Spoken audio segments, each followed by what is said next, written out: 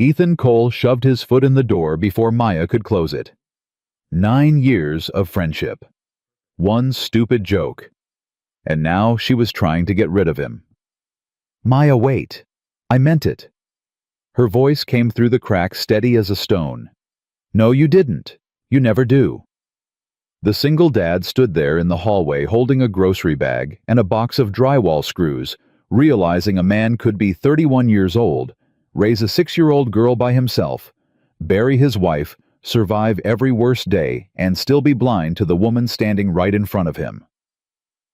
Drop your city in the comments, so I know where you're watching from tonight. Hit subscribe before part 2 drops. Ethan Cole had been awake since 5:47 in the morning, and by 7 o'clock he'd already lost 2 fights, one with the coffee maker and one with his daughter's hair. Lily, sit still. It pulls when I sit still. It only pulls when you do it. That's because you move every time I try. Because it pulls. He put the brush down and looked at the top of her small, stubborn head. 6 years old. 6 years old and already arguing like a paralegal with a grudge. Pigtails or 1 braid, 2 braids.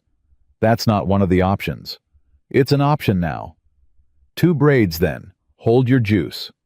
Daddy? Yeah. Why do you sigh so much in the morning? I'm not sighing. You are. You sound like Grandpa's dog. Grandpa's dog is 14 years old. Exactly. He almost laughed.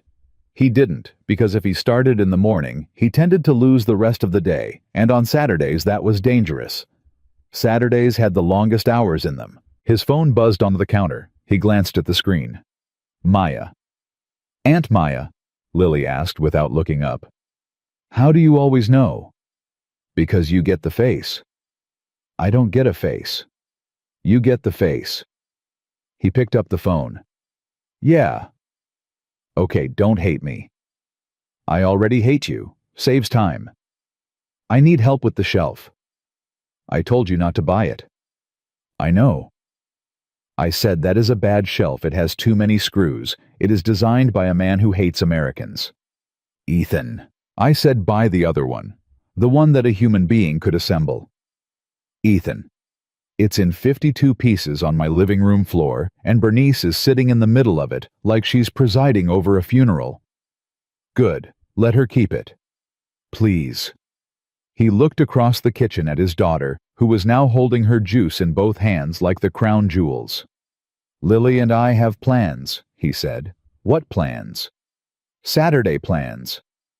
What plans, Ethan? Pancakes. You already made the pancakes. I can hear the plates. Maya, I'll make you coffee. You make terrible coffee. I'll make you good coffee. I've been practicing. Since when? Since I knew I'd need to bribe you. He rubbed the back of his neck. 1 hour. 2. 1.5. Deal. Bring the little boss. She's coming anyway. I have not put my shoes on, Lily said into her juice.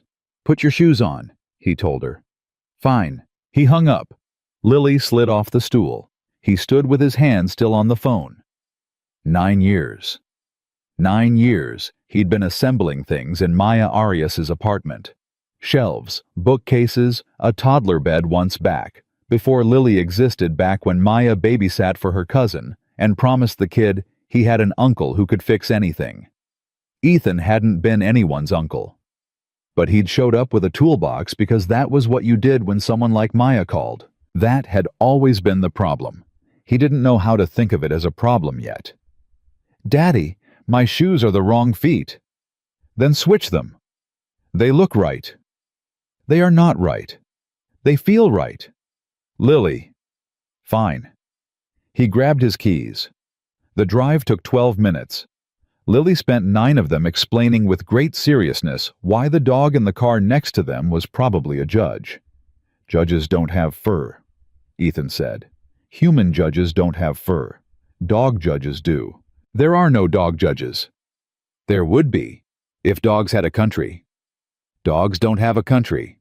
That's why there are no dog judges. You're exhausting. You love it.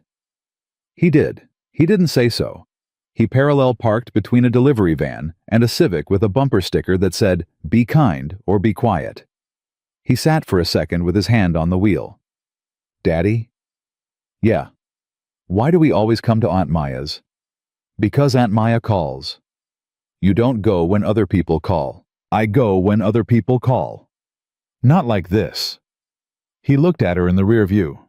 She was tugging at her booster strap, not even looking at him. "She's my best friend," he said. "I know."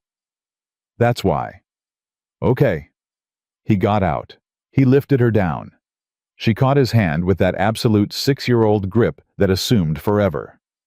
"Daddy?" "Yeah." "Is best friend the same as family?"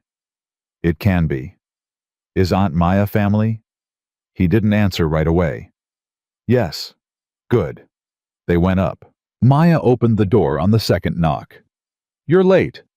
"I'm 6 minutes early." "Late is a feeling, Ethan. Come in." He came in. 52 pieces of particle board were spread across the living room floor, and as advertised, Bernice sat in the middle of them like a small gray magistrate. "Bernice, move." Bernice blinked at him. "She doesn't listen to men," Maya said. "She doesn't listen to anyone. Especially men." "Aunt Maya." Maya dropped to her knees. "Hi, baby. You got braids. Daddy did them. They're good braids. They pulled. They always pull. It's part of the deal." Lily nodded like a person who had just received very serious advice and walked past her to go pet Bernice, who suddenly became a great deal more interested in being touched than in presiding over shelving. Maya stood up. Ethan was already reading the instructions. "This is not a shelf," he said. "It is absolutely a shelf. This is a lawsuit with pre-drilled holes. It's Scandinavian. I know it's Scandinavian. It smells like a country with too many vowels." "Ethan." "What?" "Just start." He crouched. He picked up the first panel. "Hand me the bag of screws." "Which bag?" "How many bags of screws are there?" "3. "Why are there 3 bags of screws?" "They're different sizes." "Maya." "What?" "This is why I told you not to buy it." She dropped onto the rug across from him with a sigh that turned into a laugh halfway through. "Just start." He started. For 40 minutes, they didn't say much. They passed each other screws and panels and a small rubber mallet Maya had owned since 2019 and had somehow never lost. "Where's the Allen key?" "The what?" "The little L-shaped thing." "Oh, I don't know." "Maya." "What?" "The whole shelf comes with one tool. One. And it's the tool you need." "Maybe Bernice ate it." "Bernice doesn't eat metal." "You don't know what Bernice eats." He went down to the truck, came back 2 minutes. Maya had made coffee. She handed him a mug. He set it on the table without tasting it and went back to work. "You didn't taste it," she said. "I'm working." "I practiced." "Fine." He picked up the mug. He took a sip. He set it down. "Well, it's not awful." "Ethan?" "It's good." "Say it like you mean it." "It's good coffee, Maya. I'm impressed. I'm deeply impressed. I may weep." "Thank you." "I said I may weep." "I heard you." He slotted a shelf pin. She held the side panel steady. Their hands were close enough that he could feel the warmth off the back of her wrist. He didn't think about it. He never thought about it. That was part of the rule. "Pass me the long screws." "These?" "No, the ones from the bag that says M6. "This one?" "Yes." Across the room, Lily was explaining to Bernice why cats should be allowed to vote. Bernice appeared to disagree. "Ethan?" "Yeah." "She's growing so fast." "She is. It kills me." "I know." "I still remember her before she could talk." "I still remember her before she existed." Maya looked at him. He didn't look up, but he felt the look. "How are you doing?" she said. Quiet. Not a small question. "I'm fine." Ethan? I'm fine, Maya. I'm tired. I'm always tired. But I'm fine. It's been 4 years. I know how long it's been. I wasn't. I know you weren't. I know how long it's been. The silence that followed had texture. Pass me the cam locks. The what? The round things. Small bag. This. Yes. She passed them. Their hands brushed. He pretended not to notice. You know, she said, I should have bought a house. You should have bought a bookcase. I mean, in general. I should have bought a house. You're 31. You have time. I'm 32 next month. Jesus Christ. I know. When did that happen? While you were assembling things in my apartment, Ethan. He laughed. It surprised him. It surprised her, too. She looked up. He kept his eyes on the panel. I'm not old, she said. No. But I'm older? Yeah. I thought I'd be married by now. He turned a screw. I thought I'd have kids by now. I thought a lot of things. He slid the panel into place. You still have time. You keep saying that. Because it's true. You don't know that. He set the screwdriver down. He didn't look at her. He looked at his hands. Maya, you have time. You've always had time. You're the most patient person I've ever met. You'll know when it's right. You'll know it in your chest. Will I? Yes. How? Because you'll be sitting on your floor trying to build a shelf and someone will walk in and you'll think this is my one. She didn't say anything for a long second. Ethan. Yeah. Are you listening to yourself? What? Nothing. Pass me the small panel. Which small? The small one. He handed her the small panel. Daddy? Yeah, baby. Bernice sat on my sock. Tell her to get off. She won't. Then leave the sock. Daddy. Leave the sock, Lily. Fine. He turned back to the shelf. Maya was watching him. He caught the tail end of it as he looked up. What? Nothing. You were looking at me. I was looking at the shelf. The shelf is behind me. Maybe I was looking at the shelf through you. Maya, pass me the screwdriver. He passed her the screwdriver. They worked another 20 minutes. The shelf began to look like a shelf. Lily, bored of Bernice, wandered into Maya's bedroom and reappeared in one of Maya's scarves, tied around her waist like a belt. Look. Beautiful. I'm a pirate. An excellent pirate. Daddy, am I an excellent pirate? The finest. She disappeared again. Something crashed gently in the other room. Neither adult moved. That was the laundry basket, Maya said. How do you know? I know the sound of my apartment. That was the laundry basket. Is it fine? It's fine. He held the top shelf up. She drove the screws. Their shoulders almost touched. She smelled like cinnamon and the soap she'd been buying for 9 years, the one in the green bottle, the one he could identify from across a room, and did not under any circumstances think about. Hold it higher. It's already high. Higher, Ethan. If I hold it any higher, my arm falls off. Good. Maya. What? This shelf isn't even straight. Look at the top. It looks straight. It looks like a man trying to stand up in a canoe. Ethan. Honestly, Maya.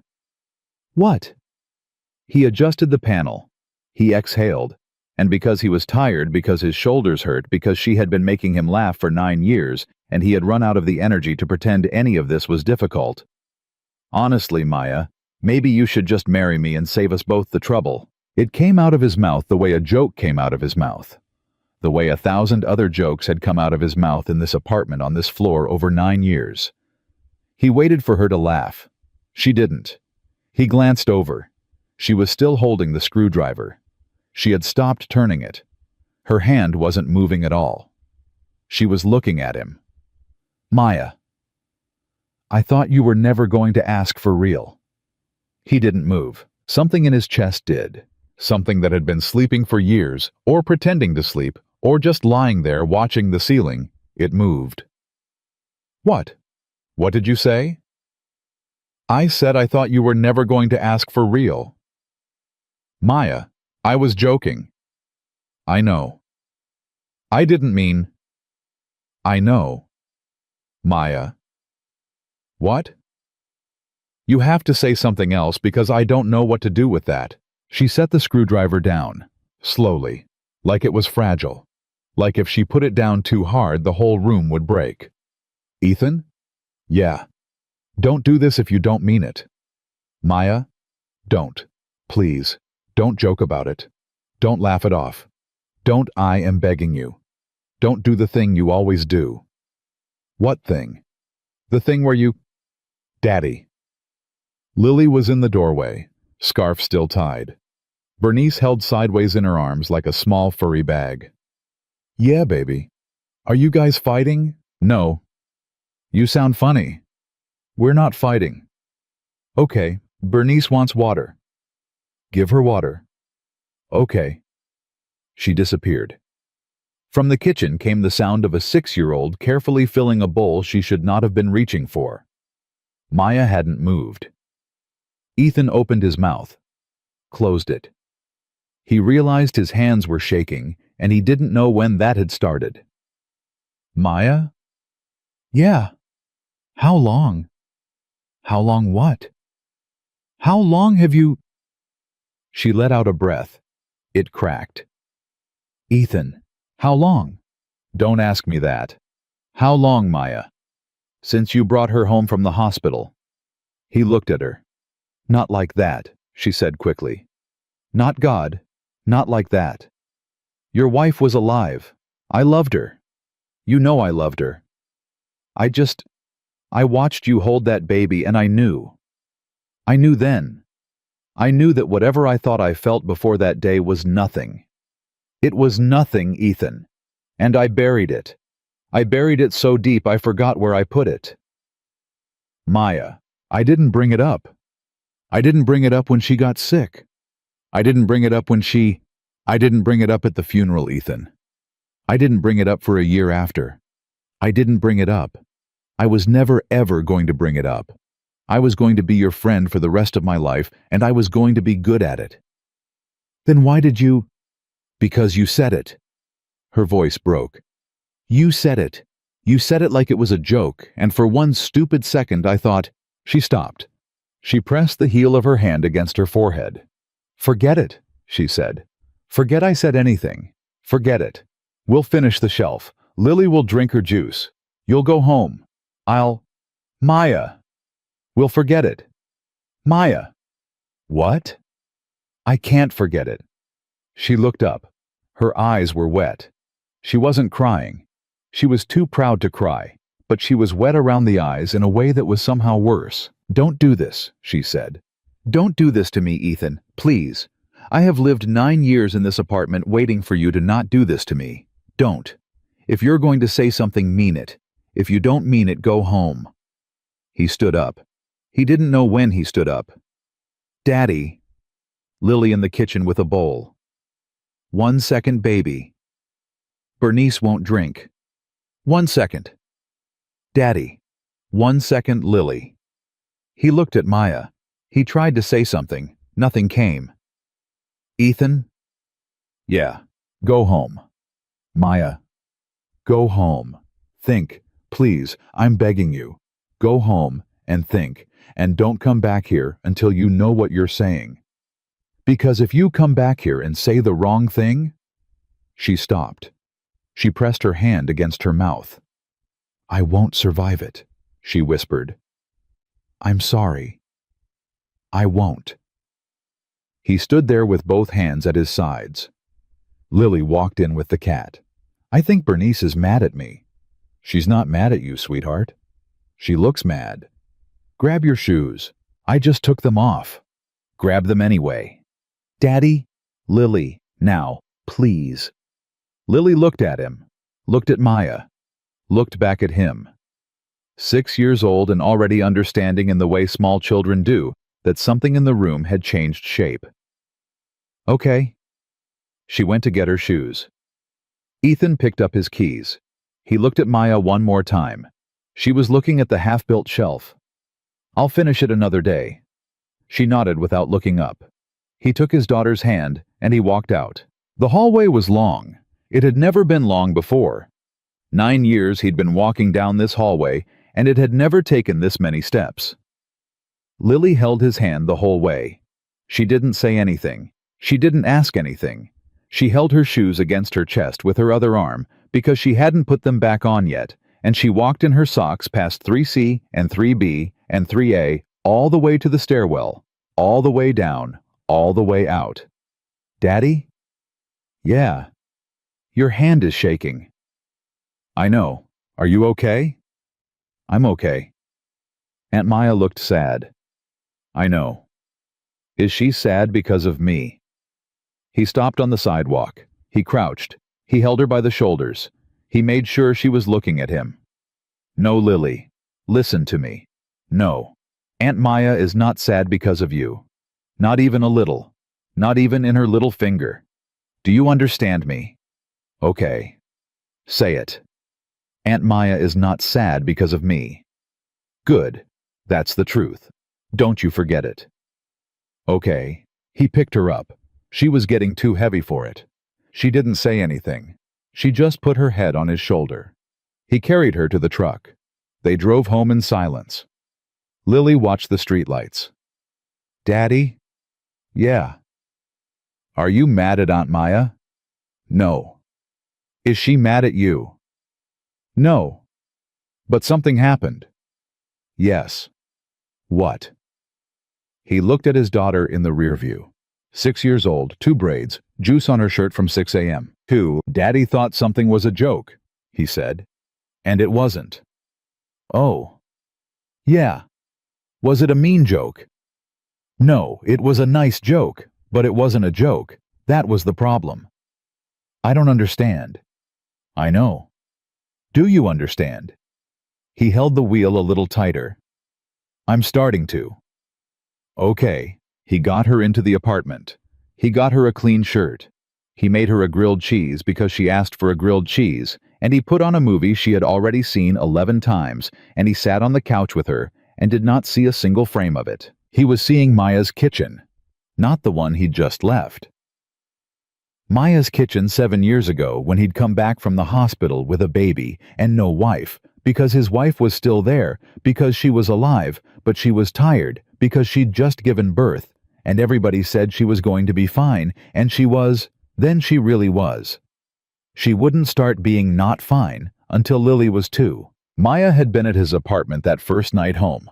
She had brought 3 kinds of soup and a car seat manual and one of those fold-up diaper changing pads because she'd read somewhere that new fathers forget about the pad. She had held Lily that night. He'd watched her do it. He'd watched her rock his daughter in her arms in the hallway of his apartment and hum something under her breath and say without looking up, "You did good, Ethan. You did so good." He had not thought about that moment in 6.5 years. He thought about it now. He thought about the way she had looked at Lily. He thought about the way her voice had caught. He thought about what she had said tonight. On her own floor, in her own apartment, with a screwdriver in her hand. Since you brought her home from the hospital. "Daddy." "Yeah." "You're not watching." "I'm watching." "You're not." "I'm listening." "That's different." "I know." "Daddy." "Yeah." "Can I sleep in your bed tonight?" "Yeah, baby." "Okay." She leaned against him. She fell asleep like that in 45 seconds, the way 6-year-olds do. He didn't move for a long time. He held her against him, and he stared at the wall, and he tried to remember when he had last said the word love out loud, to anyone who wasn't his daughter. He couldn't. Not once. Not in 6 years. He put Lily to bed at 9. He sat on the edge of the bed until she rolled over. He closed the door. He went back to the living room. He sat on the couch. He didn't turn on the TV. He didn't pick up his phone. He sat in the dark with both hands on his knees, and he did the thing he had spent his entire adult life not doing. He thought about Maya. He thought about the way she said his name. The way she had said his name for 9 years. He thought about the soap in the green bottle. He thought about the coffee she had practiced. He thought about her hands on a screwdriver, and her hair pulled back, and Bernice in her lap, and the fact that he couldn't picture his daughter's face at 3 years old without also picturing Maya's face right next to it. He thought, I am an idiot. He thought, I am an idiot, and I have been one for 9 years. He thought, she is the person I love. He said it out loud, just to see what it sounded like. In the dark, in his own living room, to no one. I love her. His voice didn't crack. It didn't shake. It came out flat and certain and true, the way a man speaks when he is finally telling himself something he already knew. He sat there a long time with his hands on his knees. Then he picked up his phone. He typed her name. He deleted it. He typed it again. He deleted it again. He put the phone down. Not like this. Not through a screen. Not the way he'd messed up everything else today. In person. He looked up at the ceiling. All right, he said. To no one. To himself. To the ceiling, maybe to his wife. Maybe to God. Maybe to nobody at all. All right. He didn't sleep.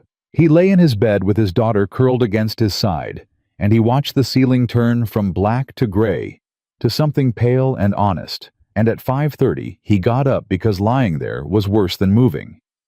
He made coffee. He didn't drink it. He picked up his phone at the counter and looked at it, and put it down, and picked it up again, and put it down again, and finally at 6:14 he typed 3 words. Are you awake? He sent it before he could stop himself. He watched the screen. No reply. He waited. 2 minutes. 5, 7. No reply.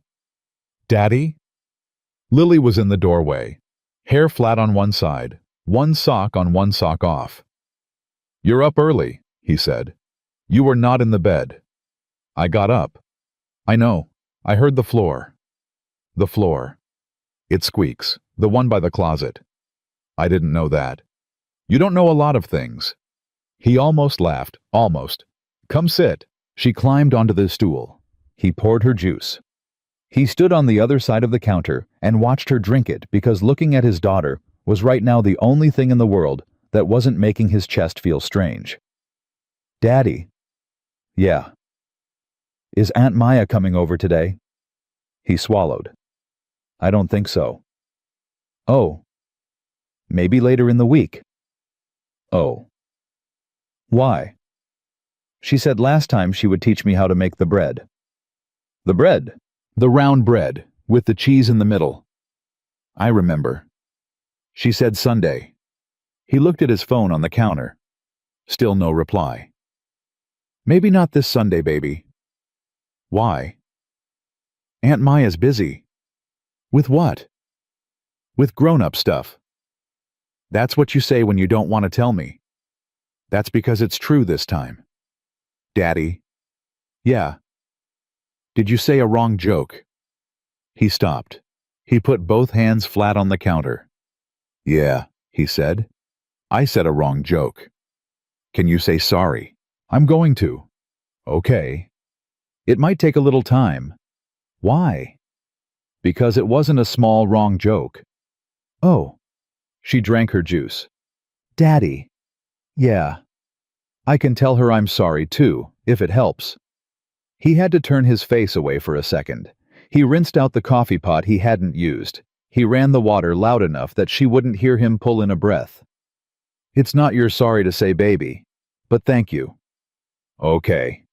He called Maya at 7:10. It rang 4 times and went to voicemail. He didn't leave a message. He called again at 7:40. Voicemail.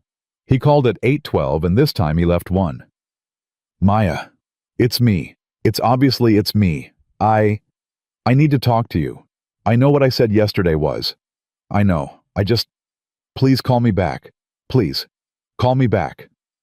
He hung up. He stared at the phone. It did not ring. At 9, he got Lily dressed.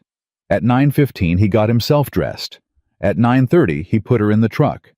At 9:32, he was driving to Maya's apartment, which was a thing he had done 400 times, maybe 500, and had never once done with his hands sweating on the wheel.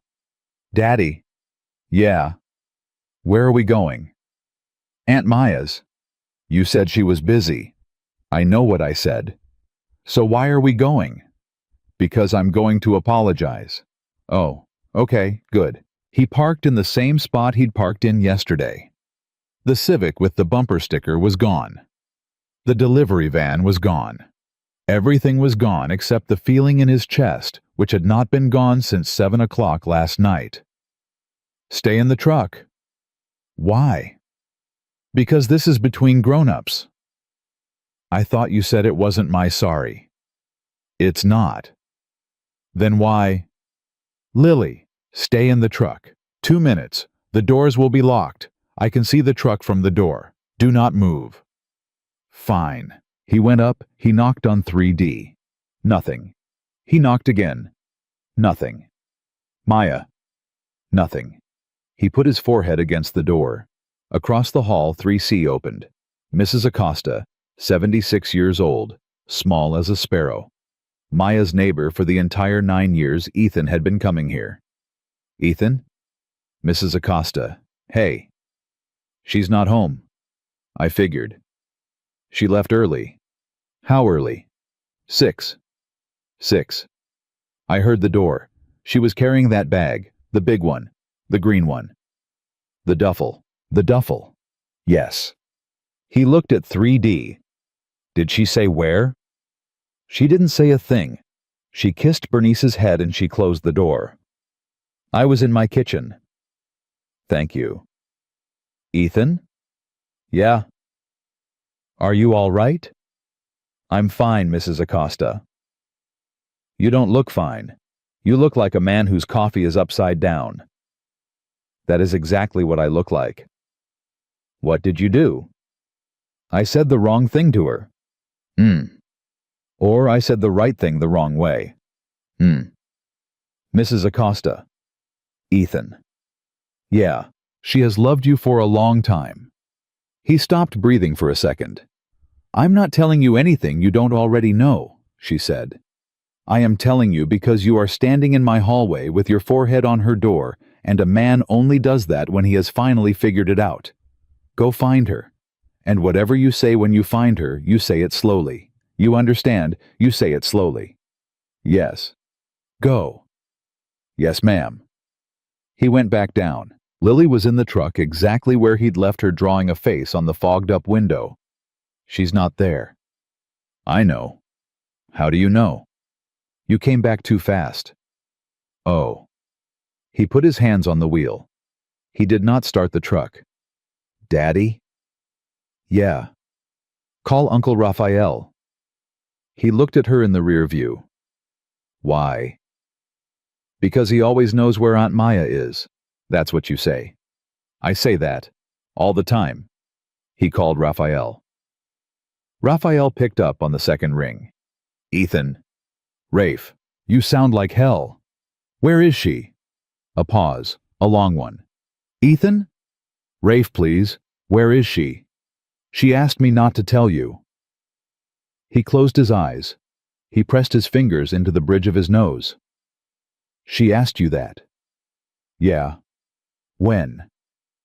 6:30 this morning. Rafe. Ethan.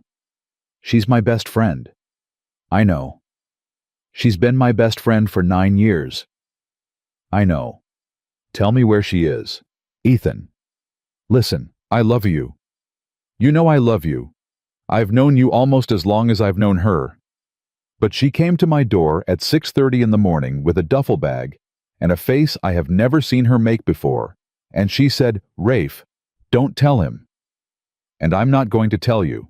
Not because I don't want to, because I can't. Do you understand? Yeah. I'm sorry. Yeah. She'll come back. Will she? Raphael didn't answer right away. Rafe, she'll come back. But Ethan, I need you to listen to me. I need you to hear this. Whatever happened yesterday, I don't know what it was. She didn't tell me she wouldn't. But whatever it was the one she'd been waiting for.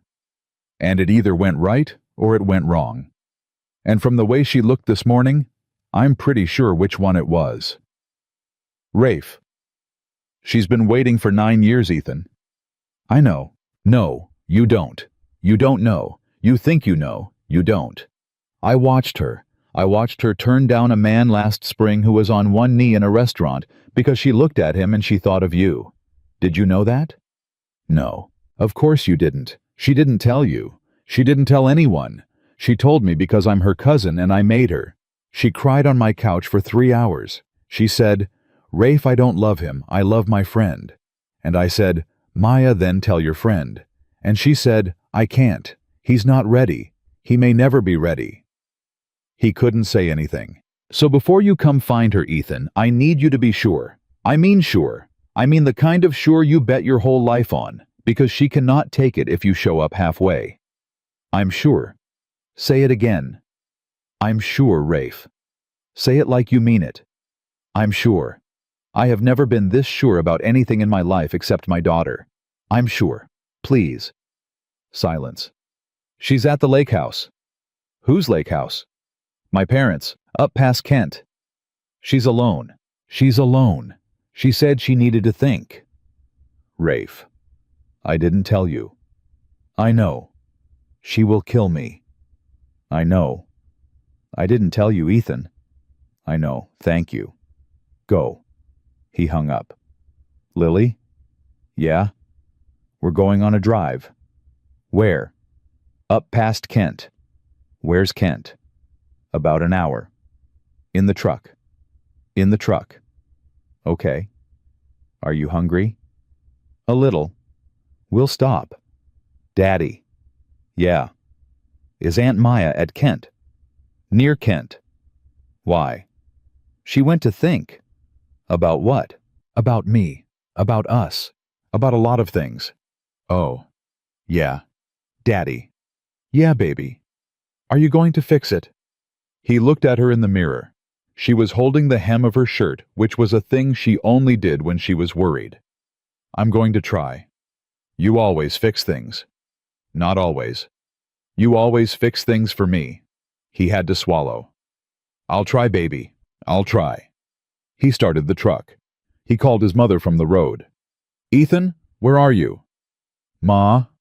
You sound terrible. Ma, can Lily stay with you today? Of course she can stay with me today. When has she ever not stayed with me when you asked? I know. What's wrong? Ma, I don't. I have to. Can I just drop her off? Ethan Michael. Yeah. What is wrong? He gripped the wheel. Ma, I'm going to go see Maya. A long pause. Oh. Ma. Oh, honey. Don't. Please don't do the voice. What voice? The voice you're about to do. I'm not doing a voice. Ma. Ethan, come get your daughter. Drop her here. Go. Just go. Do not stop for gas. Do not stop for anything. Go. Ma. You think I didn't see this coming 9 years ago? Ma. 9 years, Ethan. 9 years that girl has been sitting at my Thanksgiving table. 9 years she has been folding my grandchild's laundry. 9 years. And it took you this long. Ma, please. I'm telling you to go, baby. I'm not yelling at you. I'm telling you to go. Okay. And Ethan. Yeah. When you talk to her, you tell her everything. You do not leave anything out because it's embarrassing. You do not leave anything out because it hurts. That girl has loved you through the worst years of your life and she deserves the full sentence, not the summary. Do you hear me? Yes, Ma. Good. Now get here. He dropped Lily at his mother's. His mother did not say anything to him. She just took Lily's hand and nodded at him once the way she used to nod at his father when he was leaving for a shift, and she closed the door. He got back in the truck. He drove. The highway was empty enough that he could feel himself thinking. He thought about last spring. He thought about the restaurant, the one Raphael had told him about. He thought about the man on one knee. He didn't know who the man was. He tried to picture him, and couldn't. He tried to picture Maya across the table looking down at a ring and saying what she had said. I don't love him. I love my friend. He had to pull over. He pulled into a rest stop. He put the truck in park. He put both hands over his face. He had known. On some level, some deep coward level, he had known. He had known for a very long time. He thought about the Christmas Eve 2 years ago, when Maya had been the only adult who could get Lily to sleep, and she had stayed in the hallway of his apartment, humming the same song she'd hummed when Lily was a baby. And he had stood in the kitchen with a dish towel in his hand, and not moved, because watching her from across the apartment felt like something he was not allowed to have. He had felt that, and he had thought nothing about it. He thought about the weekend 1.5 years ago, when he'd had the flu, and Maya had come over with soup and Tylenol, and had sat on the end of his bed reading a magazine. And when he'd woken up, she'd been asleep in the armchair with her feet on his bed and her hand on his ankle. And he had looked at her in the gray morning light, and thought, "She is the most beautiful person I have ever seen in my life." And then he had thought nothing, because he was not a man who thought things like that. And if he thought them, he did not keep them. He thought about the morning 2 months ago, when Lily had called her mama. Not on purpose, not with any fanfare. Lily had been sleepy half awake on Maya's couch, and Maya had leaned over to pull a blanket up, and Lily had mumbled, "Thanks, Mama," and rolled over. Maya had gone very still. So had he. He had looked at Maya. Maya had not looked at him. She had just pulled the blanket up the rest of the way, and she had said very softly, "Go back to sleep, baby." And the moment had passed, and neither of them had mentioned it then or since. He had not thought about it then. He thought about it now. He thought my daughter knew before I did. He thought my 6-year-old half asleep knew. He put the truck back in drive. He got off at Kent. He followed Rafe's directions left at the feed store, right at the split 2 miles, look for the mailbox with the fish on it. And he drove down a gravel road he had never been on in his life, and his hands were shaking on the wheel, and he didn't try to stop them. He saw her car before he saw her. Her sedan was parked crooked, like she hadn't bothered straightening it when she'd come in. He parked behind it. He sat in the truck for a long second with his hands on the wheel. He thought about what Rafe had said. "You bet your whole life on it." He thought about what his mother had said. The full sentence, not the summary. He got out of the truck. He walked up. He knocked on the door. He heard her inside. He heard her stop. He heard her say quietly to the door, "Raphael, I am going to kill you." "It's me." Silence. "Maya." Silence. "I'm not going anywhere. I'll sit on this porch all day. I'll sit here all night. I will sit here until you open this door. I will sleep in my truck. I have a sleeping bag. I will sit here until Tuesday if I have to." The door opened. Not wide. Just enough. Her face was in the gap. No makeup. Hair pulled back. Eyes swollen in the way a person's eyes are swollen when they have not cried in front of anyone, but have cried for a long time alone. "Ethan." "Maya." "How did you find me?" "Rafe. I'm going to kill him." "Don't." He tried not to. "How hard?" "Not very." She almost laughed. She caught it before it got out. "Where's Lily?" "With my mother." "Oh." "Maya, can I come in?" "No." "Okay." "Not yet." "Okay." "Say it from there." "Maya."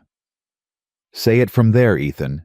Whatever you came to say it from there. If you can say it standing outside a door, you can say it anywhere. Say it." He looked at her through the gap. He put his hand flat against the door frame. Not the door, the frame. He needed something solid. "I love you." She didn't move. "I love you, Maya. I have loved you for a long time. I don't know how long. I don't know when it started. I don't know if it started when you brought that manual to my apartment, or the Christmas Eve in my hallway, or the morning you were asleep in my chair with your hand on my ankle. I don't know. I don't know when. I just know that I do, and I have, and I've been too scared to look at it straight on for 9 years. She didn't say anything. I didn't let myself, Maya, because if I looked at it straight on, I was going to have to do something about it, and doing something about it meant admitting that my wife was gone, and my life was going to keep going, and that the person who was going to be in it was you. And I couldn't. I couldn't. I couldn't do that. I couldn't say that out loud. I couldn't say it to myself. I couldn't say it to her. I couldn't say it to you. I buried it, Maya. I buried it under every joke I could find. Her eyes were wet. And yesterday, I made one more joke. And it wasn't a joke. It was the only thing I've said to you in 9 years that was all the way true. And I didn't even know I was saying it. I thought I was being clever. I was being honest. I just didn't have the guts to know the difference. She was crying now, quietly, not making any noise. Maya? Maya, listen. I'm not here because I'm scared you'll leave. I'm not here because I panicked. I'm not here because Raphael told me someone proposed to you last spring. Her eyes snapped to him. He told you that. He told me. And it didn't change anything. It didn't. It only made me understand what I've been too stupid to understand for a decade. That you have been standing there the whole time, Maya. The whole time. Through my wedding. Through my wife. Through my daughter. Through the funeral. Through every single day after the funeral when I couldn't get out of bed. Through every birthday my kid has had. Through every shelf I ever built in your apartment. You've been standing there, and I've been looking at the shelf. She pressed her hand against her mouth. Ethan, I'm not done. Ethan, please. I'm not done, Maya, please. I drove an hour to say this. Let me say it. She nodded. I am not the man I was at 22. I'm not the man I was at 28. I am 31 years old, and I am tired, and I have a little girl, and I have a mortgage, and I have grief that doesn't go away. It just gets quieter, and I have a whole other life I didn't plan. That's what I'm offering you. That's all I have. I don't have romance. I don't have a spotless history. I don't have the version of me that exists before any of this happened. I have the version that does. I have a kid who calls you mama in her sleep, and I have a chair you fell asleep in once, and I have 9 years of evidence that nobody in my life knows me the way you do. That's it. That's the offer. That's what I'm bringing to your door. She was shaking, and Maya. If you tell me you need time, I will give you time. If you tell me you need space, I will give you space. If you tell me today is not the day, I will get back in my truck, and I will go home, and I will wait. I am not going to ask you to say anything right now.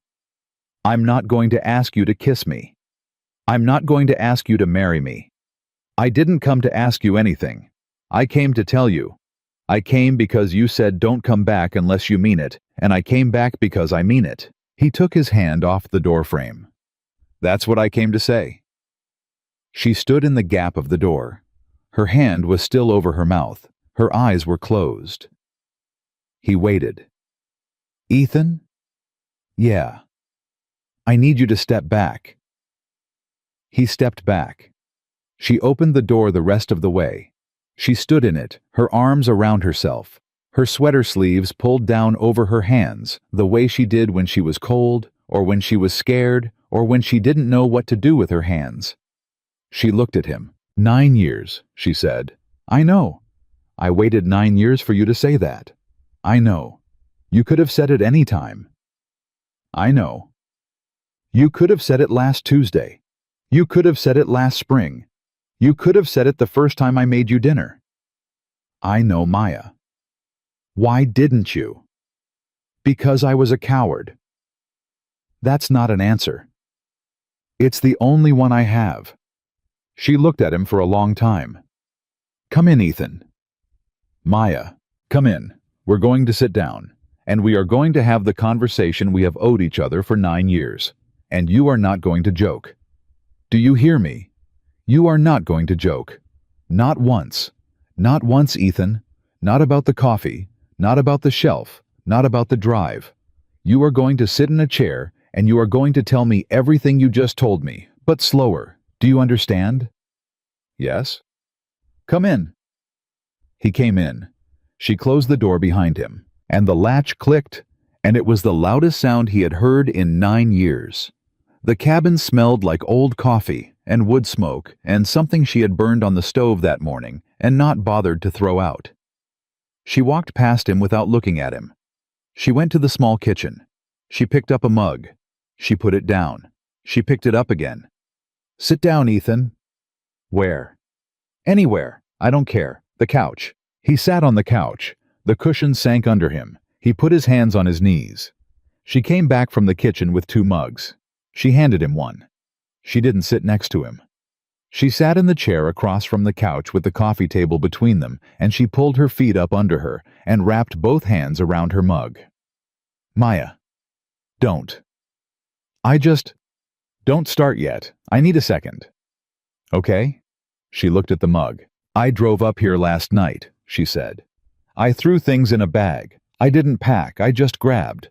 I got here at midnight. I sat in the driveway for an hour because I couldn't make myself go inside. I sat there until I couldn't feel my fingers. Do you know why? No. Because I knew if I went inside I was going to start crying, and I didn't want to start crying until I was somewhere I couldn't be heard.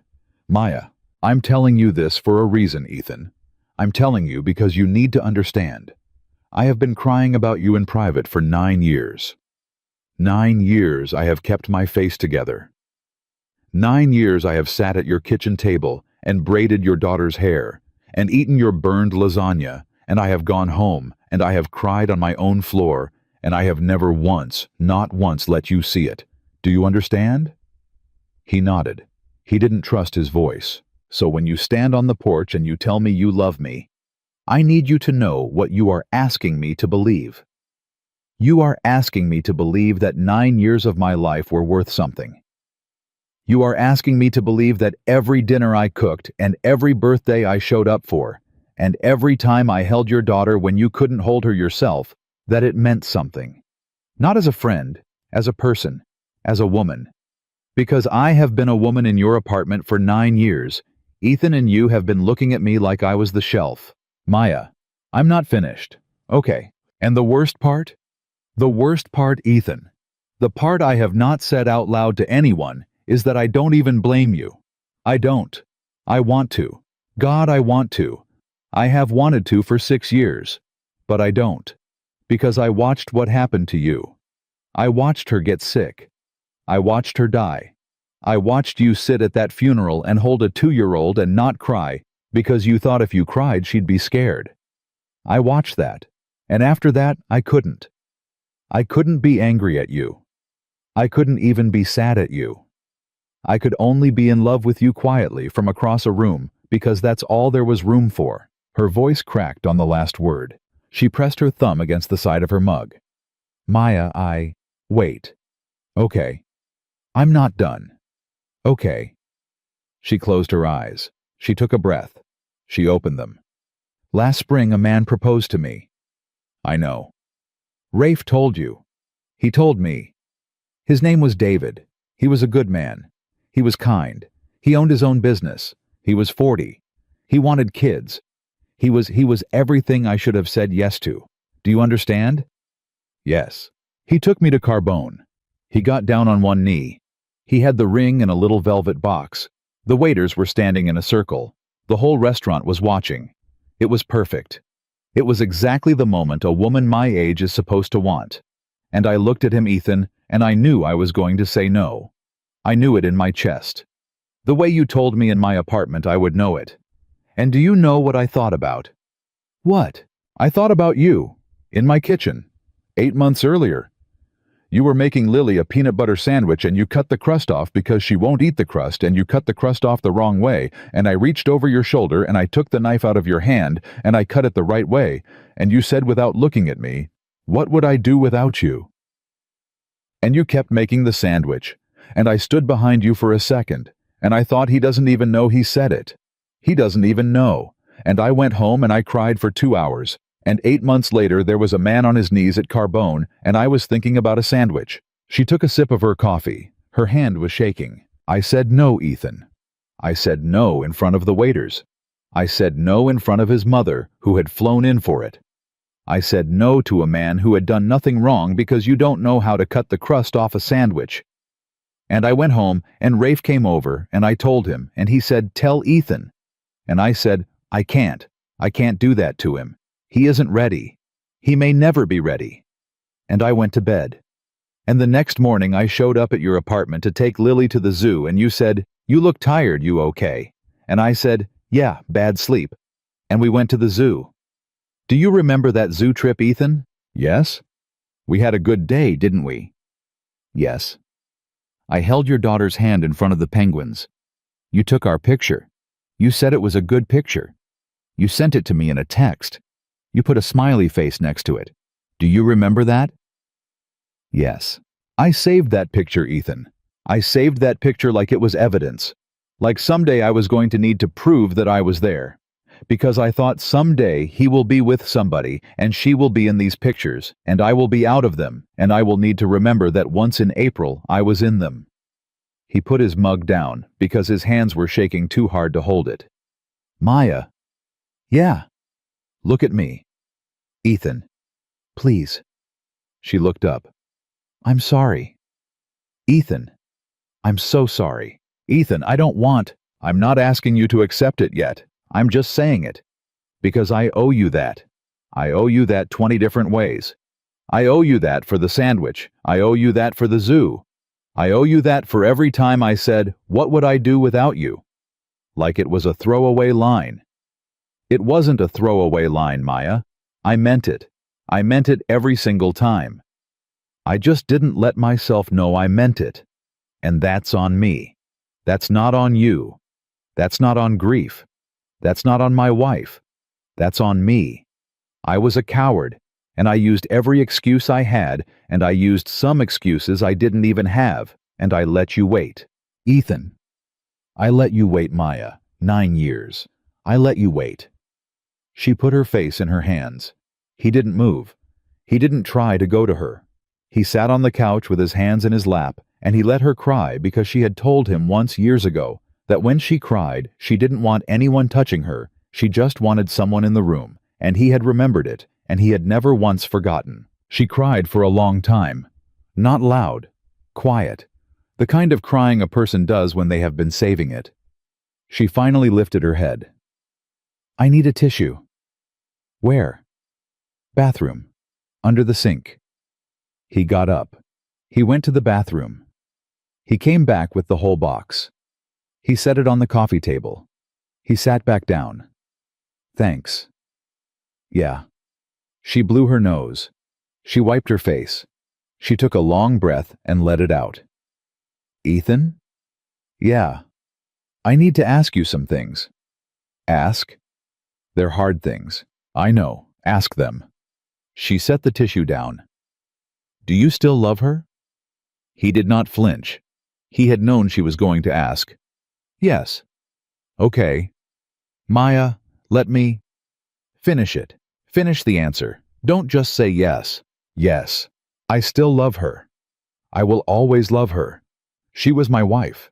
She was Lily's mother. I will not stop. I will not pretend to stop. I will not tell you I stopped. I did not stop. What I can tell you is that loving her is not the same thing as being in love with her, and I have not been in love with her in a long time, Maya.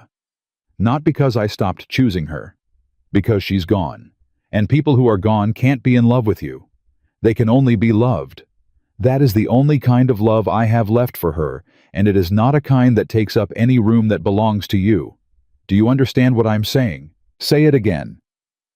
The love I have for my wife does not take up any room that belongs to you. It is a different room. It is in a different part of the house. You have your own room, Maya.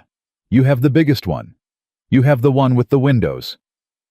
She closed her eyes. Okay. Ask the next one. Do you want more kids?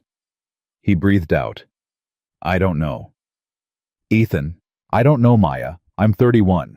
I didn't plan to have one kid by myself. I don't know what I want. I know I would not say no. I know if you told me you wanted one, I would not say no.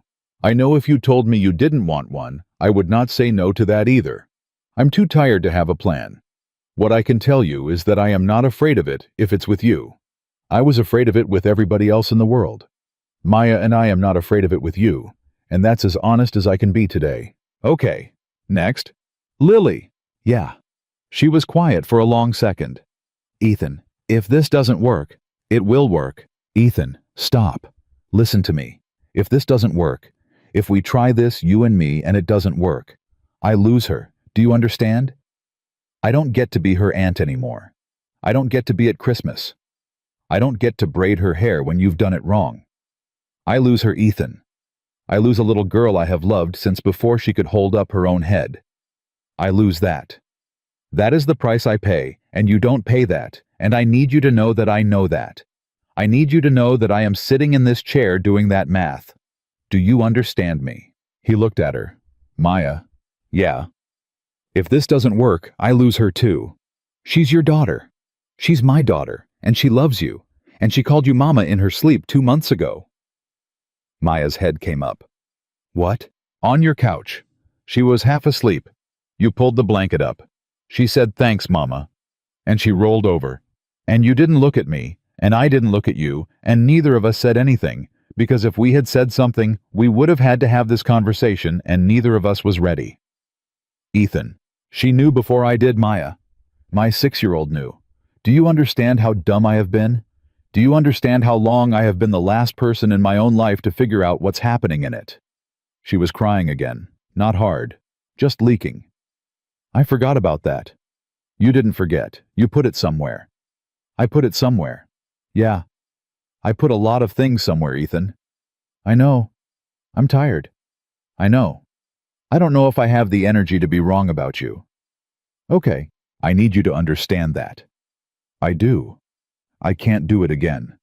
If I pick you up off this floor and I put you in my life and it turns out you were another sandwich, Ethan. Maya. I can't. Maya, listen to me. She looked up. I don't know how to prove it to you. I don't. I don't have a way. I can't go back 9 years and fix it. I can't undo the shelf. I can't undo Carbone. I can't undo the zoo. I have today. I have the rest of my life. That's all I have. And I am telling you in the plainest language I have, I am not going anywhere. I will not disappear. I will not get cold.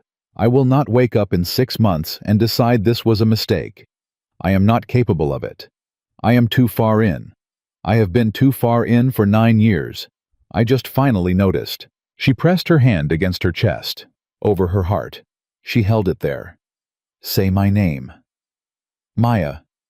Say it again. Maya. One more. Maya. Say it like you did yesterday. He hesitated. He understood. Honestly, Maya. She covered her face and laughed and cried at the same time. And it was the first time in 12 hours he had seen her laugh, and his chest cracked open in a way he had not known it could still crack. Oh God, she said into her hands. Oh God, Ethan. Maya, come here. What? Come here. Come sit here. On the floor. I can't stand up, my legs are. Come here. He got up. He walked around the coffee table. He got down on the floor in front of her chair. He sat back on his heels. He put his hands on the arms of her chair, not on her. I'm here. I know. Maya. She uncovered her face. She looked down at him. Her eyes were red. Her nose was red. Her hair was coming out of its tie. He had seen her 1,000 times, and he had never seen her like this, and she was the most beautiful thing he had ever seen. Ethan. Yeah. I love you. I know. I have loved you for 9 years. I know. I'm very, very tired, Ethan. I know, baby, I know. She leaned forward. She put her forehead against his. She didn't kiss him. He didn't kiss her. They sat like that, foreheads together, her breath going in and out against his mouth, his hands on the arms of the chair, neither of them moving. Ethan. Yeah. Don't do the thing. What thing? Don't kiss me first. Don't. I have waited 9 years to kiss you first. Let me have it. He almost laughed. His eyes stung. Okay. Okay. She didn't move right away. She stayed there with her forehead against his. She was trembling a little. Maya. Shh. Take your time. I am. Take your whole time. I'm taking it, Ethan. Okay. Ethan. Yeah. I want to remember this part. Okay. The before part. Okay. He stayed still. She pulled back a little, not far, just enough that she could see him. She put her hand on his jaw. It was the first time her hand had been on his face in 9 years, and he realized with a kind of slow horror that he had been keeping track. "You have a lot of gray," she said. "I know. It's new." "It's not new. You haven't looked." "I've been looking." "Then it's not new." "When did you start going gray, Ethan?" "Right after she died." "I figured." "Yeah. I like it." "Thank you." "I always liked it." "Thank you, Maya." She ran her thumb along his jaw, the edge of it down to his chin. She watched her own hand do it. She was still shaking. "Maya." "Yeah." "Whenever you're ready." "I know." "There's no rush." "I know. I'm ready. I'm trying to be in it." "Be in it." "Okay." She kissed him. It was not a big kiss. It was not a movie kiss. It was quiet. Her mouth pressed against his and she held it there for a second. And she pulled back an inch and she looked at him and she kissed him again a little longer, and her hand on his jaw went around to the back of his neck, and she held him there, and he let her. And he did not move his hands from the arms of the chair because she had asked to go first, and he was going to let her go first for as long as she wanted. When she pulled back, she was crying again. "I'm sorry," she said. "I'm sorry. I can't stop." "It's okay." "It's not. I'm not sad." "I know. I know you know." "It's okay, Maya." "Ethan." "Yeah." "Kiss me back." "Are you sure?" "Yes." "Okay." He leaned up. He took her face in both hands. He kissed her the way he had not let himself imagine kissing anyone, not because he had not imagined it, but because when he had stopped himself before the image finished. He kissed her the way a man kisses the person he has been about to kiss for 9 years, and finally gets to. When they pulled apart, she was laughing a little and crying a little, and she put her hand flat against his chest, over his heart, and she held it there. "There you are," she said. "I'm here." "There you are." "Yeah." "Where have you been, Ethan?" "In your kitchen." "Where?"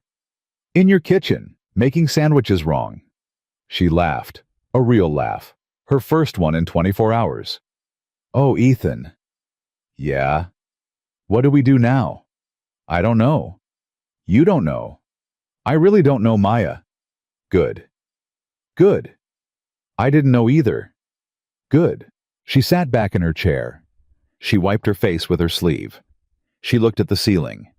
She took a breath so deep he could see her ribs move under her sweater. "Okay. Okay. Okay. Here's what we do. You are going to drive back. You are going to pick up Lily.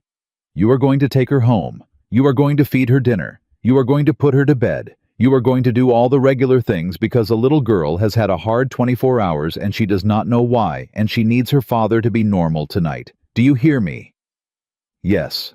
"And then tomorrow, or the day after that, when you have figured out how to tell her, we will start.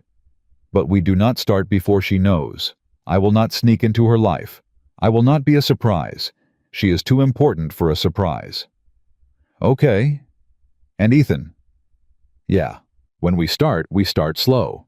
We do not announce anything. We do not rush. We are not 22. We are 31 and 32. And we have a child between us, whether you like it or not. And we are going to do this the way grown people do it because we have earned the right to do it that way." "Okay. Do you agree?" "Yes." "Say the whole thing." "I agree, Maya. Slow. Lily first. Tell her when I'm ready. Start when she's ready. No rush. I agree." "Good. Good." "Ethan?" "Yeah. One more thing." "Yeah." "If you change your mind, you tell me now." "I'm not changing my mind." "If you change your mind in an hour, you tell me." "I'm not changing my mind." "If you change your mind on the drive home." "Maya?" "Yeah, I am not changing my mind. I have been waiting 9 years to change my mind. I finally changed it. I am done. I am here. I am not going anywhere. You could not pay me to change my mind. You could not threaten me to change my mind. I am not changing my mind." She looked at him for a long time. She leaned forward. She put both hands on his face. She kissed his forehead right above his eyebrow, the way a person kisses a child. She held her mouth there. She pulled back. "Okay," she said. "Okay. Go get your daughter, Ethan." "Okay. And drive safe." "Okay." He stood up. His knees cracked. She laughed and he laughed, and it was the first time they had laughed at the same thing in 24 hours, and it felt like they had been released from something. He picked up his keys off the coffee table. He got to the door. He stopped. He turned around. She was still in the chair watching him. "Maya." "Yeah. Thank you." "For what?" "For opening the door." She didn't say anything. She just put her hand over her mouth and she nodded, and he understood. He opened the door. He walked out. He pulled it closed behind him. He stood on the porch for a second with his hand on the knob. He was a different man than the one who had knocked on it. He walked to the truck. He drove the hour back with both hands on the wheel and the radio off. He did not cry. He did not want to. He wanted to drive, and he wanted to think, and he wanted to get to his mother's house before the feeling in his chest decided what shape it was going to take. He pulled into his mother's driveway at 3:40. The porch light was on, which was how his mother announced without announcing that she had been watching for him. He got out. He walked up. She opened the door before he knocked. "You're back." "I'm back." "Sit." "Ma, Sit. On the step. I'm making you a sandwich." "Ma." "Ethan, sit." He sat. She disappeared inside. He could hear her in the kitchen. He could hear Lily in the living room saying something to the cat. He could hear the refrigerator open. He could hear a drawer. His mother came out. She handed him a plate. Turkey on rye. Mustard. She sat next to him on the step. "Eat." "Ma." "Eat, Ethan. You haven't eaten since yesterday. Don't tell me you have. I can see your face." He ate. It took him 4 bites to realize he was starving. He ate the whole sandwich in 6. "Good. Thank you. Now." "Yeah. Tell me." "Ma." "Tell me enough. Not everything. Enough." He looked at his hands. She said yes. Yes to what? To starting. To trying. She said yes, Ma. His mother put her hand on his knee. She kept it there. "Good. Yeah. How is she?" "Tired."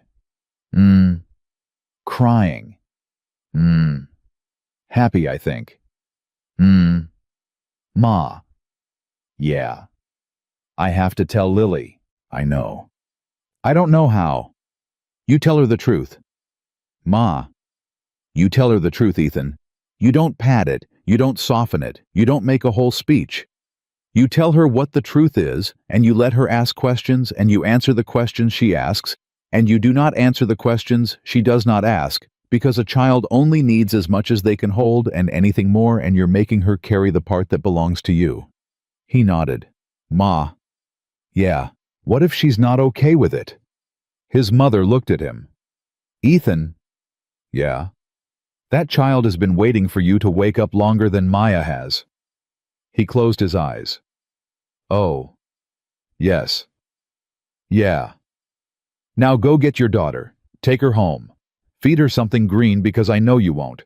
I know you'll give her pasta. Give her something green. Then you tell her." He stood up.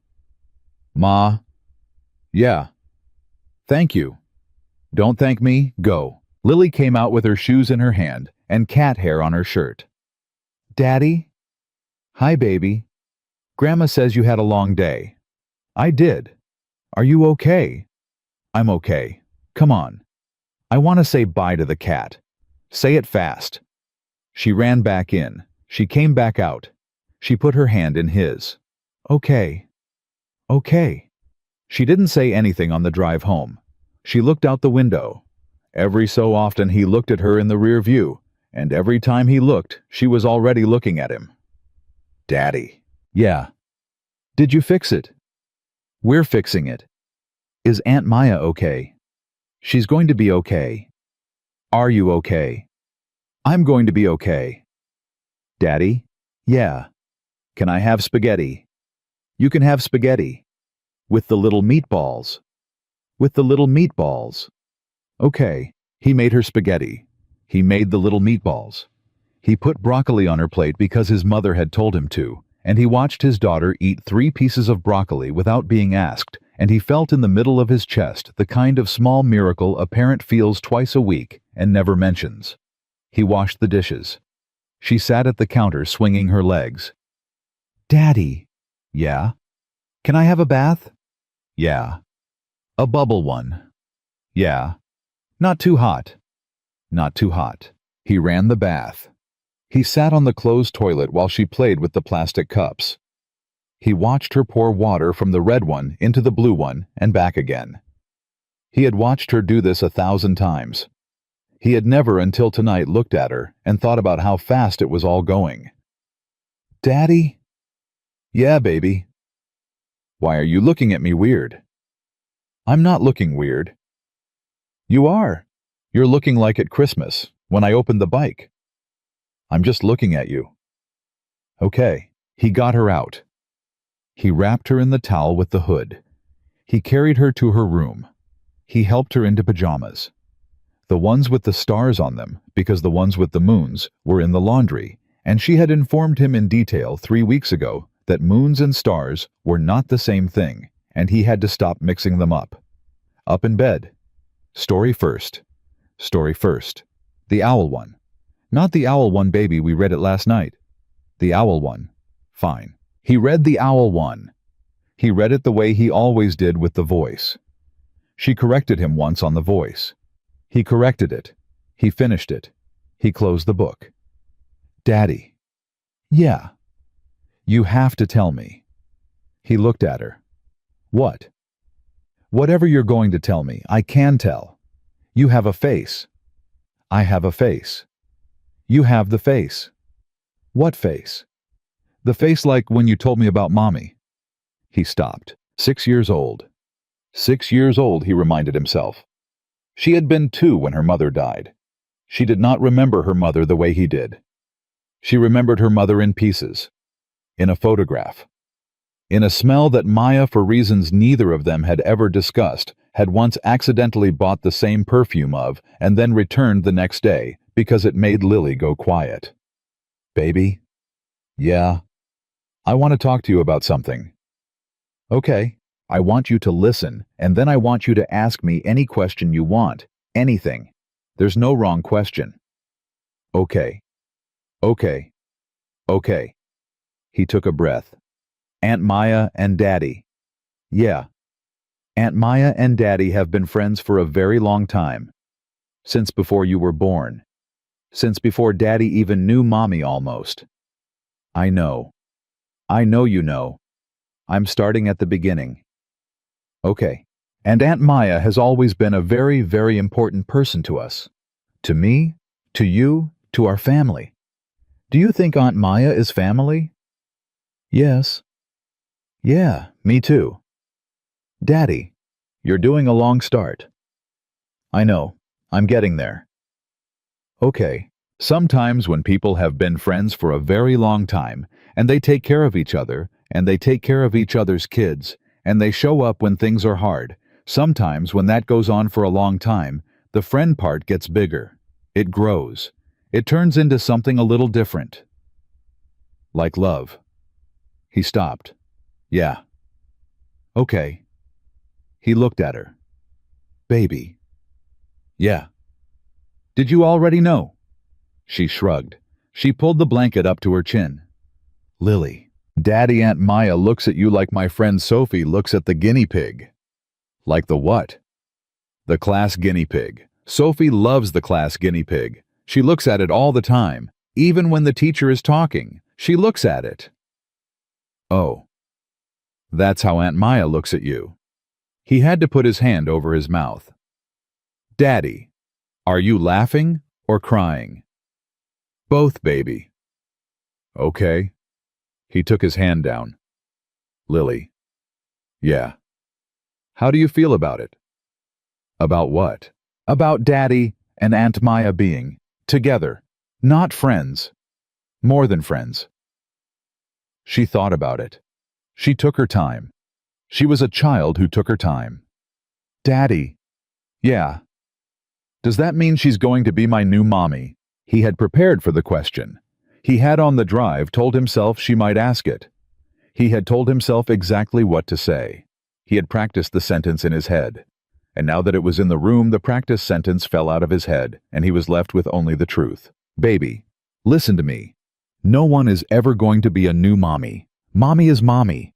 Mommy is always going to be mommy. She is always going to be the one who had you. She is always going to be the one who held you when you were a baby. She is always going to be your mommy. That doesn't change. That can't change. That's not something that can change. Okay. But sometimes families get bigger. And sometimes the people who love you get to have a bigger job in your life. And if Aunt Maya and Daddy are going to be together, if she's going to be in our life more, then she gets a bigger job. Not Mommy's job. Her own job. Her own name. Whatever name you want to call her, you get to decide. You don't have to decide tonight. You don't have to decide next month. You get to decide when you're ready, and whatever you decide is the right decision. She was quiet. Daddy. Yeah. I called her Mama one time. He had to take a slow breath. I remember. You remember. I remember. It was by accident. I know. Was she mad? No, baby. Were you mad? No. Oh. Not even a little. Oh. She pulled the blanket up a little higher. Daddy. Yeah. Is Aunt Maya going to live here? Not right away. When? I don't know. Probably not for a while. Why? Because we're going to go slow. Why? Because we don't want to rush. Because you're the most important person. Because Aunt Maya and I want to do this the right way, and the right way is slow so you have time to get used to it. I'm already used to it. He laughed. He couldn't help it. Okay, baby, but we're still going to go slow. Okay. Okay. Daddy. Yeah. Can I call her Mama sometimes? He looked at her. Baby. I don't want to call her it all the time, just sometimes, when it feels like it. Yeah. Yeah? Yeah, baby. You can call her whatever you want, whenever it feels like it. You call Mommy Mommy. Okay, Mommy gets Mommy, always. I know. Okay. Daddy? Yeah. Can I go to sleep now? Yeah. Will you stay until I fall asleep? Yeah. Daddy? Yeah. I'm glad you figured it out. He had to turn his face away because he didn't want her to see him cry, because he had told himself on the way home he was not going to cry in front of her, and he had almost made it. Me too, baby. Okay. She was asleep in 4 minutes. He sat next to her for 20. He got up. He closed the door. He went to the kitchen. He stood at the sink. He put both hands flat on the counter. He didn't turn the light on. He just stood there in the half-dark. He picked up his phone. He typed, "She took it better than I did." He sent it. 3 dots. Then a pause. Then, "Of course she did. She's a person." He smiled. "She asked if she could still call you Mama sometimes." The typing dots went for a long time. "What did you say?" I said yes. "Ethan." I said Mommy is Mommy. Always. But yes. The typing went a long time again. Longer. Then just, okay. Then okay. Then, thank you. He sat down at the kitchen table. He put the phone face up in front of him. Maya. Yeah, I'll see you tomorrow. Tomorrow is fast. Not too fast. No, not too fast. He went to bed. He slept for the first time in 2 nights. The next morning she came over at 11. She knocked, which was new because she had not knocked on his door in 6 years. He opened it. She was holding a grocery bag. "Hi." "Hi." "Is this weird?" "It's a little weird." "Okay, good. It should be a little weird. Come in." She came in. Lily appeared in the hallway with her hair in one pigtail and one loose, a situation Ethan had not been able to fix. "Aunt Maya." "Hi, baby. Did Daddy tell you?" "He told me." "Okay." Maya crouched. "Is it okay with you, Lily?" Lily thought for a second. "Yeah." "Are you sure?" "Yeah." "You can tell me if it's not." "I know. It's okay, Aunt Maya." "Okay." "Aunt Maya." "Yeah." "Can you fix my hair? Daddy did one and then he got stuck." Maya looked up at him. "You got stuck?" "I got stuck." "At the second pigtail." At the second pigtail, Maya, the rubber band thing fell off and... "Ethan?" "Yeah." "You are a structural engineer." "I know." "You build bridges." "I know." "And you cannot do a pigtail." "The pigtails are harder than the bridges." She laughed. Really laughed. "Come here, baby." Lily came. Maya did the second pigtail in 40 seconds. Lily ran off to put on the shoes she had been told 4 times to put on. Maya stood up. She looked at him. He looked at her. Neither of them moved. "Ethan." "Yeah." "Hi." "Hi. Is this what it looks like now?" "I think so." "Okay." "Yeah." "Okay." She took a breath. "I brought sandwich stuff," she said. "For lunch. I figured you hadn't thought about lunch." "I hadn't thought about lunch." "I know. That's why I brought sandwich stuff. Thank you." "You're welcome." "Maya." "Yeah. Can I kiss you?" "I don't want to kiss you in front of her. I'm asking." "In the kitchen." "Okay." They went to the kitchen. He kissed her. Quick. Light. She smiled against his mouth. She pulled back. "Go sit. I'm making lunch." "I can help." "I know you can. Go sit. I want to do it." He sat. She made lunch. She sang to herself under her breath, which was a thing she did which he had heard her do for 9 years, which he had never until today let himself notice, was something he loved about her. She hummed a song he didn't know. She made 3 sandwiches. She cut the crusts off one of them. "You want crusts, right?" "Yeah." I remembered. "I know you remembered." She set the plates down. Lily came running in. They ate at the counter, 3 of them, and Lily told Maya about the guinea pig, and Maya listened with the whole of her attention, and Ethan watched them, and felt something settle in his chest he had not known was unsettled. The week went like that. She came over on Tuesday for dinner. She stayed until 8. She did not sleep over. She kissed him at the door and she drove home. She called him from her car when she got in. "I'm home." "Okay. Good night, Ethan." "Good night, Maya." On Wednesday, he called her on his lunch break. They talked for 40 minutes. She told him about a client she'd had. He told her about a beam specification he'd had to revise 3 times. She laughed at him when he used the phrase moment of inertia. He laughed at her when she told him she had no idea what it meant. 9 years, Ethan." "Yeah." 9 years and I never asked you what you actually do all day." "I never asked you either. I teach children." "I know that much." "4th grade." "I know." "That's the whole job." "I know." "Good. Solidarity." On Thursday he told his mother. He called her from the truck. "Ma, you told the baby." "I told her Sunday." "I know." "How do you—" "Ethan." "Right." "What?" "Maya came over Monday. And Tuesday. And she's coming tonight." "Good." "Ma." "Yeah. I want to ask her to marry me." His mother was quiet for a long second. "When?" "I don't know. Soon. Not tomorrow. Soon." "Ethan." Yeah. Does she know? She knows it's going to happen. She doesn't know when. Good. Ma. Ethan Michael. If you ask that girl to marry you and you do it right, I swear to God I will die happy. And if you do it wrong, I will kill you. Do you understand? Ma. Do you understand? Yes, Ma. Good. Ma. Yeah. What's the right way? You'll know. Ma, come on. Ethan, I'm telling you, you'll know. Ask the baby to help you. Lily.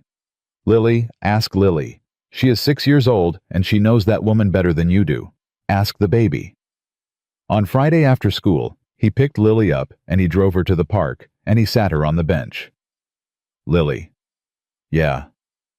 I want to talk to you about something grown up. Okay. It's a secret. Oh. It's a good secret, not a bad secret. Okay? I want to ask Aunt Maya to marry me. Lily's face changed. It went through 3 expressions in a second. Shock. Then something that looked like it was trying to be serious. Then finally the thing that broke him a little, a slow, enormous grin, the kind that belonged to a child who had just been told they were going to Disneyland. Daddy. Yeah. Yes. Yes, what? Yes, ask her. He laughed. I'm going to. I need your help. Okay. I need a ring. I know. You know. That's how it works, Daddy. I have watched the shows. Okay, a ring. And I need to know where to ask her. Where she likes. Yeah. Daddy? Yeah. The park by her house. Which one? The one with the ducks, where we used to go. After. He looked at her. After. After Mommy. He couldn't speak for a second. You remember that park? Yeah. You remember going there. With you and Aunt Maya. A lot. I was little. Aunt Maya brought the bread for the ducks. You didn't bring bread. You said it was the wrong bread for ducks. I said that. Every time. Lily. Yeah. How do you remember that? She shrugged. I remember. Okay. The park with the ducks, Daddy. That's where you should ask her. Okay? Okay. Baby. Yeah. Thank you. Daddy? Yeah. Can I be there? When you ask. He thought about it. I want it to be private, baby. Just her and me. Is that okay? Okay. You'll be the first person we tell. After. I promise.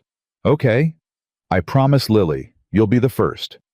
Okay, Daddy. That Saturday afternoon, while Maya was at her sister's and Lily was at his mother's, he drove to a small jewelry store on the east side, the one an engineer he worked with had told him about years ago. A man named Frank owned it. Ethan had never bought a piece of jewelry in his life, except the ring he had bought at 23 for his wife, which he had bought at a mall, which he had been embarrassed about ever since. He walked in.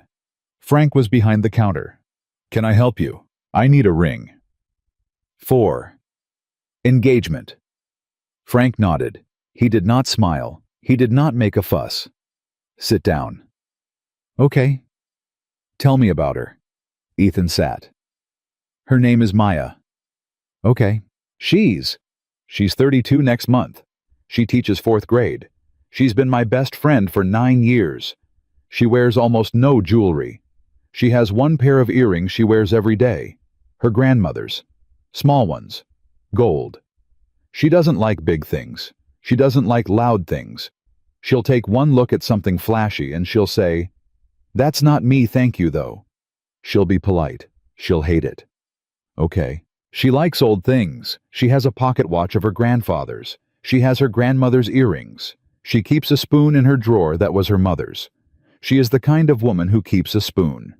Do you understand? I understand. I want something small. I want something old if you have it. I want something that looks like it could have been somebody else's, and she got to have it next.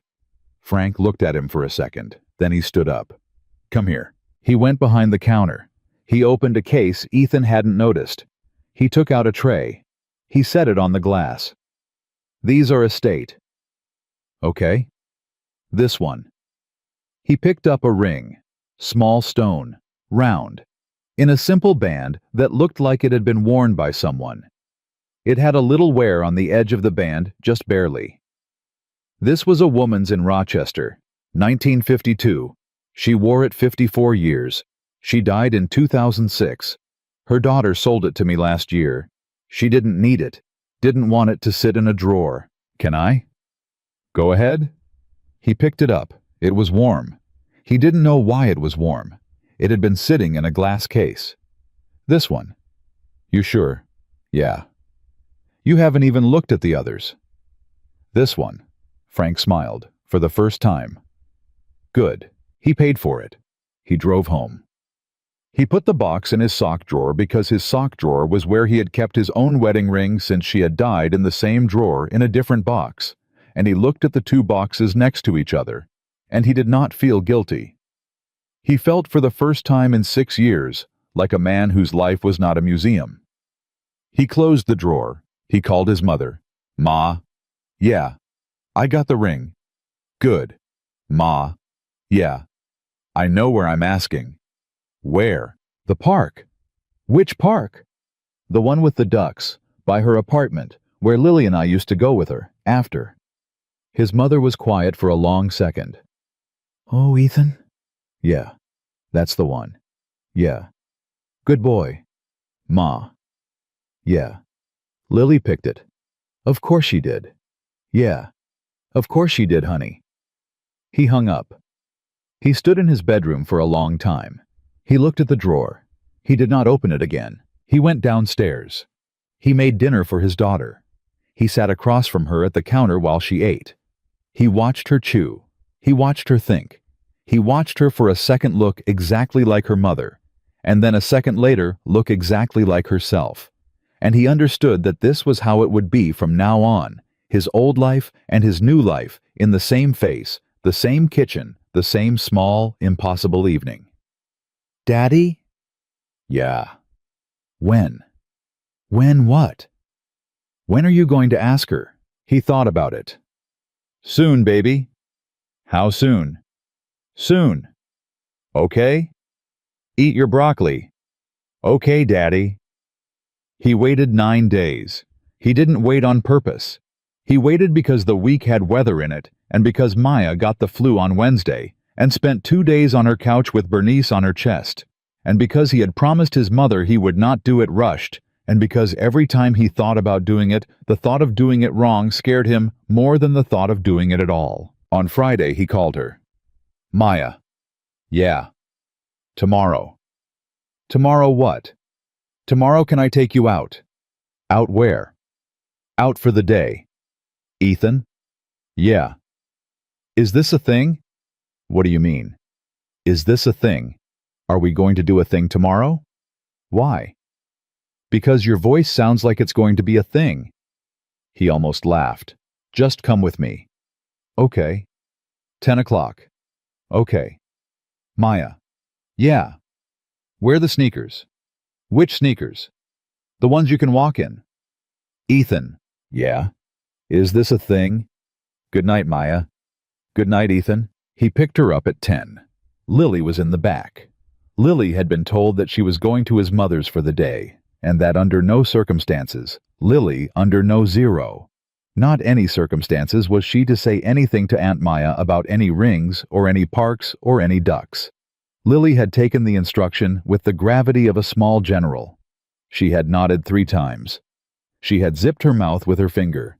She had repeated the word mission twice. Maya got in the truck. Lily was humming tunelessly in the back. Hi, baby. Hi, Aunt Maya. What are you humming? A song. What song? A secret song. Maya looked at Ethan. He did not look back. Okay. He drove her to his mother's first. His mother was on the porch. She came down to the truck. She took Lily out. She hugged Lily tight enough that Ethan saw her shoulders shake. Ma. I'm fine. Go. Ma. Go, Ethan. Don't make a production. Go. He got back in the truck. He pulled out. Ethan? Yeah. Where are we going? I'm taking you somewhere. Obviously. Somewhere specific. Ethan. I'll tell you when we get there. She was quiet for a minute. Ethan? Yeah. My palms are sweating. Mine too. Why are mine sweating? I don't know, Maya. I don't know either. We're just driving. Mm-hmm. He drove her to the park. He didn't park in the main lot. He parked down the street on the side the way they used to park when Lily was small, and he didn't want to pay for the lot. He cut the engine. She looked out the window. Ethan. Yeah. This is the duck park. I know. We haven't been here in 3 years. I know. She didn't move. Ethan. Let's walk. Ethan, wait. Wait a second. Maya. Don't. Not yet. Give me a second. He gave her a second. She put both her hands flat on her thighs. She took a breath. She took another one. She closed her eyes. Okay, she said. Okay, let's walk. They got out. He came around. He took her hand. She let him. They walked through the gate. Ethan? Yeah. Do you know when we last came here? Tell me. It was the spring Lily was 3. You and I brought her. She wanted to feed the ducks. You said you didn't have the right bread. I said it's bread, Ethan. It's fine. You said no, it's the wrong bread. It'll hurt their stomachs. I said, Ethan, they're ducks. They've eaten worse. And you said? I said I wasn't going to be responsible for a duck with a stomachache. You said that. I know I said that. You were wearing the blue jacket. I still have that jacket. I know you do. They walked down the path, past the first bench, past the second. To the third one, their bench, the one that looked at the little inlet where the ducks always gathered the bench they had sat on. The 3 of them 100 times in a season he had not let himself remember in detail for 3 years. He sat. She sat next to him. Ethan. Yeah? Is this the thing? Maya? Is this the thing? Let me do it. Oh God. Oh God. Ethan. Oh my God. Maya. Oh my God. Maya, look at me. She looked at him. She was already crying. She hadn't even let him start. Maya. Yeah. I'm going to say some things. Okay. And you're going to let me say them. Okay. You are not going to interrupt me. I won't. You will. I won't. You will, Maya. Try not to. I'll try.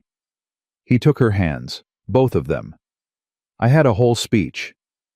Ethan. I had a whole speech in my head. I practiced it in the truck. I practiced it in the shower. I practiced it to the mirror like a crazy person. And I got here, and I sat down, and it all went out of my head. Ethan. So I'm just going to say it. I'm going to say it badly. I'm going to say the wrong words. I'm going to say it in the wrong order. I'm not a writer. I'm an engineer. I'm good at load-bearing walls. I'm bad at this. So bear with me. She was laughing and crying. You are the best person I have ever known. Ethan, you promised. Okay. You are the best person I have ever known. You were the best person I knew before I got married. You were the best person I knew when I was married. You were the best person I knew the day I lost her. You have been the best person I have known every day since. You have been the best person I know every day. Maya and I did not notice because you were so good at it. I thought it was the weather. I thought it was the air. I thought it was just how things were. And it wasn't. It was you. It was always you. Ethan. I love you. I love you in every single way a man can love a woman. I love you as a friend. I love you as a partner. I love you as the person I want to come home to. I love you as the person I want to sit on a couch with when I am 70. I love you because you make my daughter laugh in a way I can't make her laugh. I love you because you sing when you make sandwiches and you don't know you're doing it. I love you because your coffee is still not very good. Ethan, let me finish. Okay? I don't have anything to offer you that you don't already know about. You know my kid. You know my mother. You know my bank account probably because you helped me with my taxes that one year. You know my worst year. You were in it. You know what I look like on no sleep. You know what I look like when I cry. You know me. You know all of it. And that is the only reason I have the guts to ask you this. Because if I had to try to convince a stranger, I couldn't. But I don't have to convince you. You already know. He let go of her hand for 1 second. He reached into his jacket. He took out the box. Ethan. I'm not kneeling. I'm sorry. My knee is bad. I'm not kneeling. I'm going to sit right here and I'm going to ask you. She laughed. Tears and laugh at the same time. Maya Arias. Yeah. Will you marry me? She put her hand over her mouth. Ethan. Yeah. You forgot the part. What part? You forgot the part where you say honestly, Maya. He laughed. He actually laughed. His voice cracked open. Honestly, Maya? Yeah. Honestly, Maya, will you marry me? Yes. Maya. Yes. Say it one more time. Yes, Ethan. Yes, yes, yes, yes. He opened the box. She looked down at the ring. Her face moved through 3 expressions: surprise, then something quieter, then something he could only call recognition, as if she had known this specific ring her whole life, and was only now being introduced to it. Ethan. Yeah, this ring. Yeah. It's old. It's old. It's somebody else's. It was. It's yours now. Whose was it? A woman in Rochester. She wore it 54 years. Ethan. 54 years, Maya.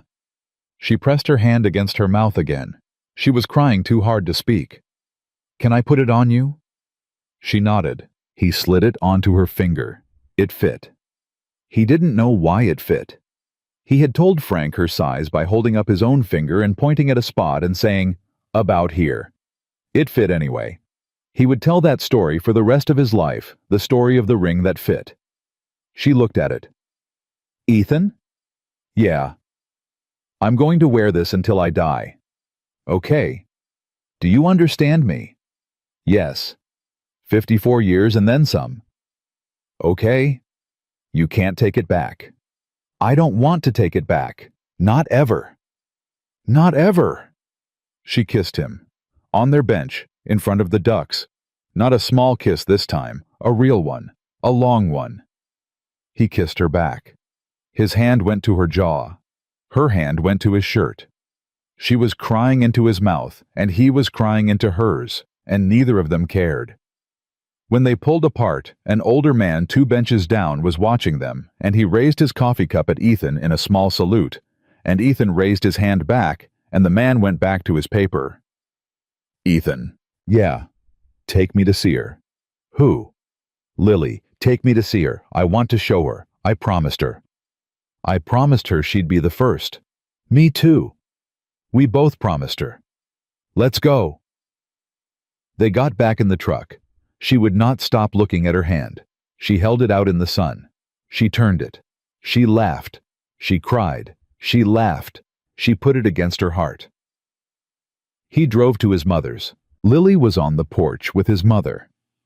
Lily had been on the porch, for he later learned the entire hour and 40 minutes they had been gone because his mother had not had the heart to tell her to come inside.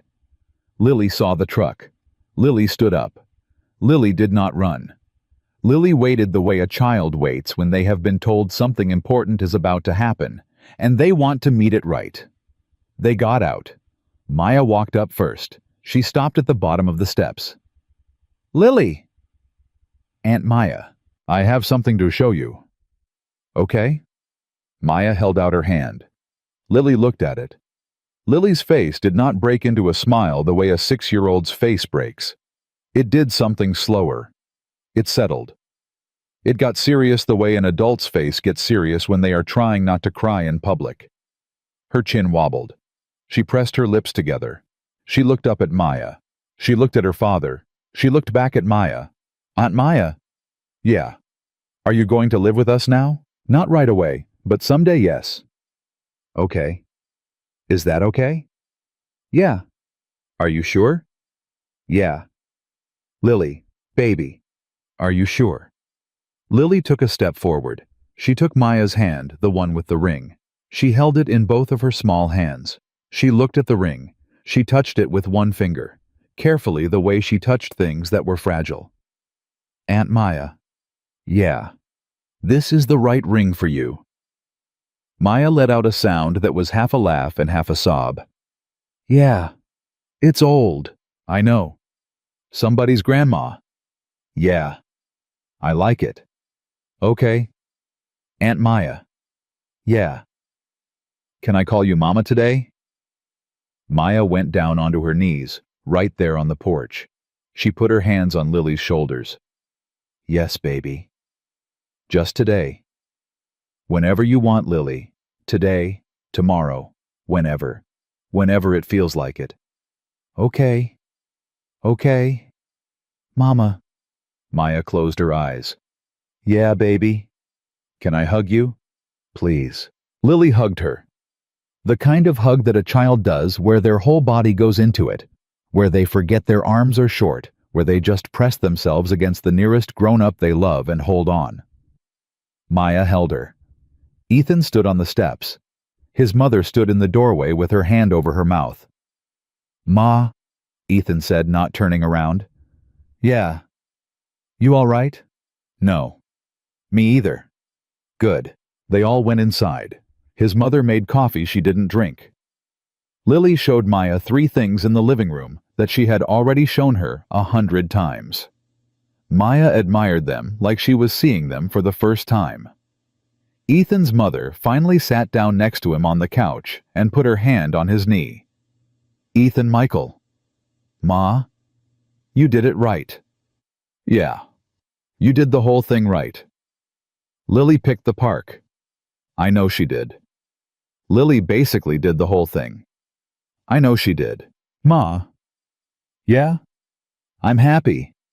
His mother did not look at him. I know you are. Ma. Yeah. I haven't said that sentence in 6 years. I know. Not out loud. I know, baby. It feels weird to say it. That's because you're out of practice.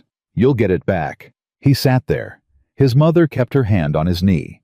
Across the room, Maya was crouched on the floor with Lily, and Lily had the ring on her thumb, and Maya was pretending to be very worried she'd lose it, and Lily was laughing in the deep belly way she only laughed in good weeks, and Ethan watched them, and he thought this is what people mean when they say full. They drove home after dinner. All 3 of them. Lily in the back, Maya in the front. He drove with one hand, and her hand was in his other hand the whole way, and every few minutes one of them would squeeze the other's hand for no reason, and the other one would squeeze back, and they did not say a word the entire drive. They did not need to. He carried Lily in from the truck. She was asleep before he got the door open. He put her in her bed in her clothes because he didn't want to wake her, and he pulled her shoes off, and he pulled the blanket up, and he stood at the door for a long second looking at her. Maya came up behind him. She put her arms around him from behind, her cheek on his back. Ethan. Yeah. She's the best thing you've ever done. I know.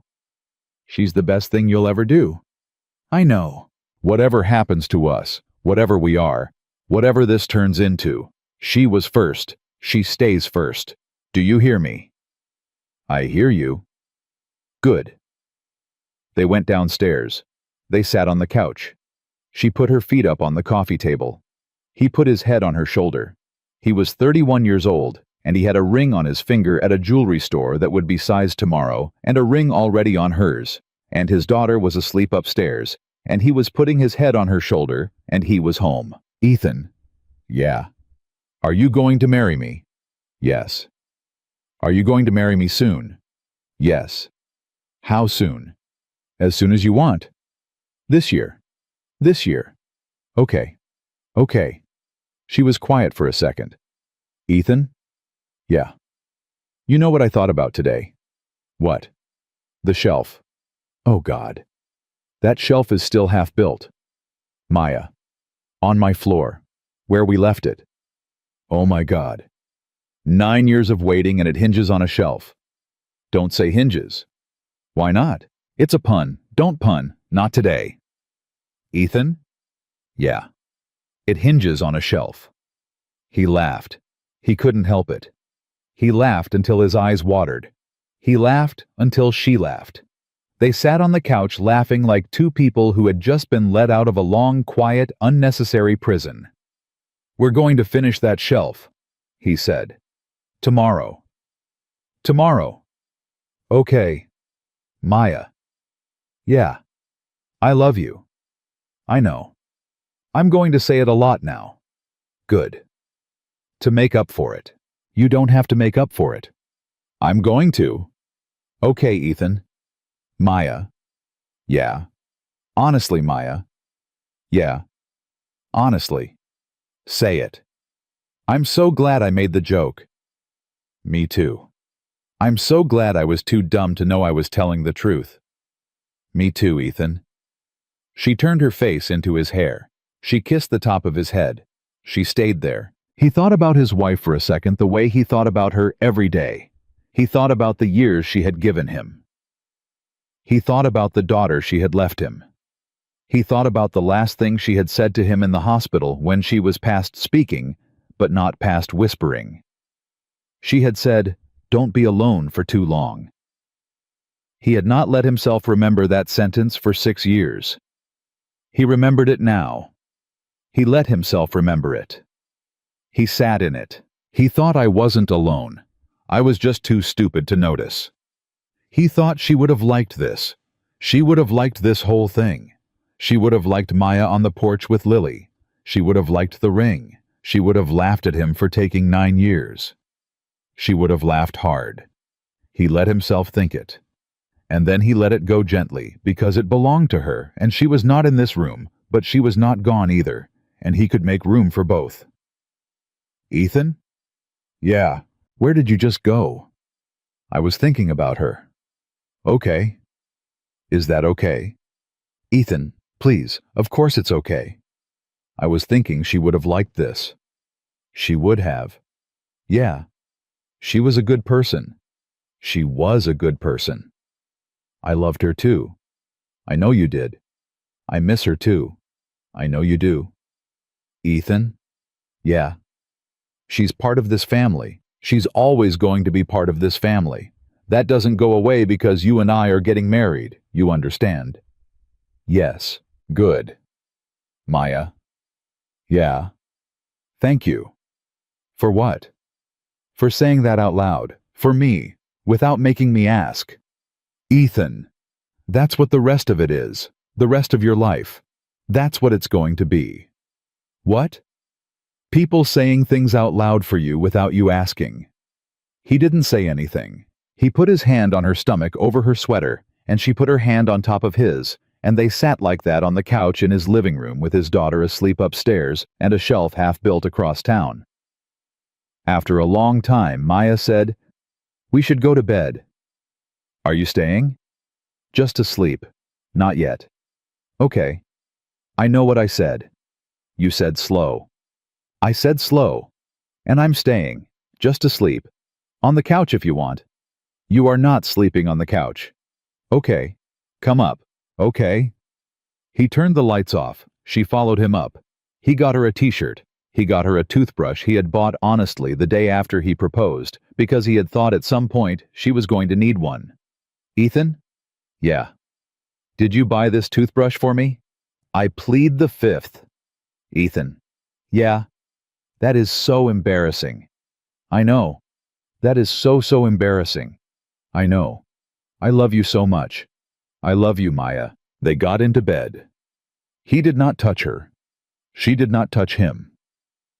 She put her hand on his chest over his heart the way she had in the cabin. He put his hand over her hand. They lay there. Maya? Yeah. Lily will be up at 6:30. I know. She'll come in this room. I know. She's going to lose her mind. I know. Are you ready for that? I'm ready for that. Maya? Yeah. Go to sleep. Okay. She did. She was asleep before he was.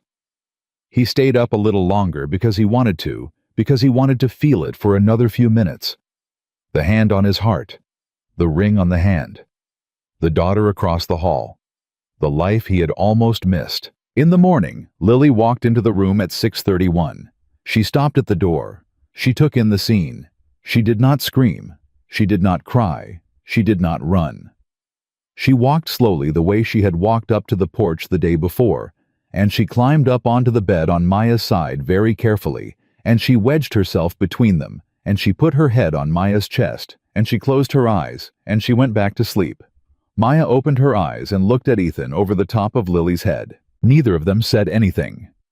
He reached across his daughter, and he put his hand on Maya's face, and she put her hand over his, and they lay like that, the three of them in the gray light, for a long time. And Ethan Cole, who had been awake since 5:47 on a Saturday 9 days ago, and had not really been awake, not in any deep way, for 6 years, before that finally understood the plainest thing a man can understand. That love had been standing in his kitchen the whole time, holding a knife, cutting the crust off a sandwich for his daughter, and all he had ever had to do was look up.